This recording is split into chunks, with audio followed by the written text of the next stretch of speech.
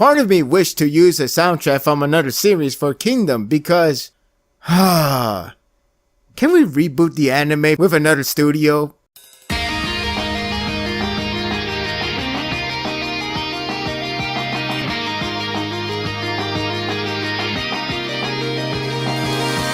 Sometimes an enemy with a massive army in compare should line up a flare that reads, "Game over!" Other times, the challenger doesn't see it as a surrender warning, but instead, a challenge to clear. Muten is up first and already begins to impress me. Much like before, the action is getting intense and it only just got started. Shin is the protagonist, therefore he and his team are forced to be placed in the back of the group, far back. After all, it's the main character's duty to arrive in an epic entry. Then again, he could still end up going out there first, then Olsen, depending on the strategy, but for now he has to wait in line. 10 does hint that perhaps Haishin unit will be the element of surprise for Quinn's left army. Kyokai reminds them and us that the left wing division is the starting point and they got it really rough. So even if they are the surprise attack army, it all lies on how well Muten can keep up with just a mere 5,000 men. I like how the series still keeps the mindset that no one is being fooled, or more like no one is being rational about their actions. It doesn't leave you thinking that a character like Riboco all of a sudden becomes dumb and gets dumbfounded by Olsen's strategic move. Some would be thinking, oh, I'll bet they will act all cocky now they know they're going against 5,000 only, so I think there's an easy win. But not in this scenario. It's a good move to use a narrator to narrate the thought of Riboco's decision. It's not about how easy it is because of unmatched numbers of men, but more about what kind of move should he take. There are two options to choose from this point. Either go along and send the left wing to attack, or recall the plan and choose a different location to send. It's thoughtful to think that the possibility of a trap when you see an army that can easily be wiped out. It creates a tension that one way or another, something will not be in your favor. It's like a video game with a choice-making gameplay. The route will be different from another. Riboco, after looking a bit pressure, decides to go for the first option and see where that leads to. If the narrator can see the future, he probably would say, huh, what a dumbass. Joking aside, it is still scary because that would mean Muten must go out there and fight. It was like making a final answer, and yet they are really going out there with just 5,000 men. It's worth noting that Quinn's total army is 88,000, while Zhao's total army is 120,000. I know numbers don't mean much, but that's still kind of scary. If only it plays like Dynasty Warrior. Just stand still and die. Simple as that. To add more fear to my system, Muten has this small farewell to Grams, I don't remember his name, sorry, sort of signaling a death flag.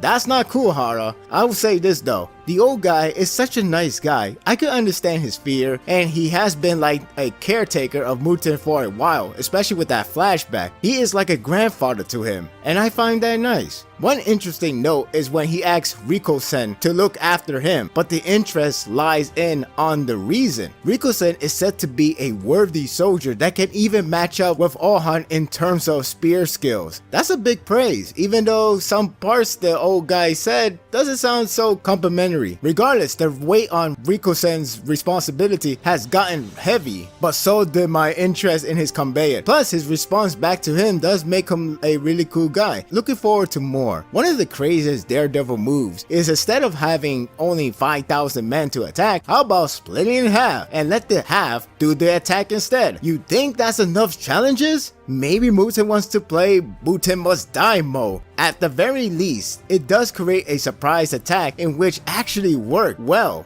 I am amazed by the fact that he not only did this move, but concerning the number advantage, he still did it like it's another day at war. I laughed so much at the scene of the attack, or rather after the panels of dominating. When Zhao got ambushed, Muten and his men were just collecting kills, and more kills. They were just stacking up. Everyone was getting wrecked for a while, like a good long period of time. Only then the messenger becomes Captain Obvious by stating the obvious so damn late. Yeah, when a nuke arrives in front of me, I need someone to tell me on what just happened. I don't know why, but That part made me laugh. The art is really good with the intensity and greatness that is Muten, especially at the end. As suspected, the action is filled with deaths flying left and right. It may not be that brutal, though the ending highly suggests one for the next chapter. I like how Muten just stabs them like a kid poking at something. It's just like jab, jab, jab, jab, jab. Even though I am worried for him, he still comes off so great when it comes to tactic. He leads the enemy to the state of counterattack, which lead them to chase after him, including the fact that his forces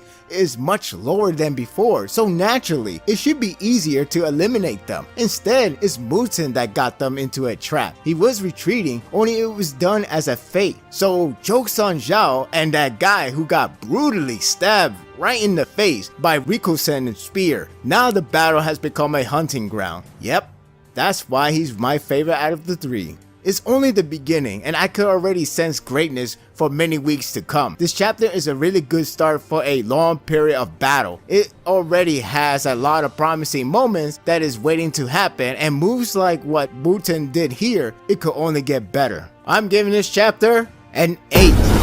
Looking forward more to Muten's awesomeness, just hoping he doesn't die. Hell, I don't want Rikusen to die either. I don't want the old guy to die, but somebody's gonna pay the price. Just don't let Heiki be the one to take the price, please. He's just too good for this war. What are your thoughts of this chapter? Do you think we're going to see Shin be in the ambush attack for the left wing, or he's actually going to stay there and just wait until the moment is right? So anything is possible. We don't know the strategy, and that's what makes it so exciting, because anything goes and anything surprise, which is keep on giving. And that will do it for the review. I hope you enjoyed this one.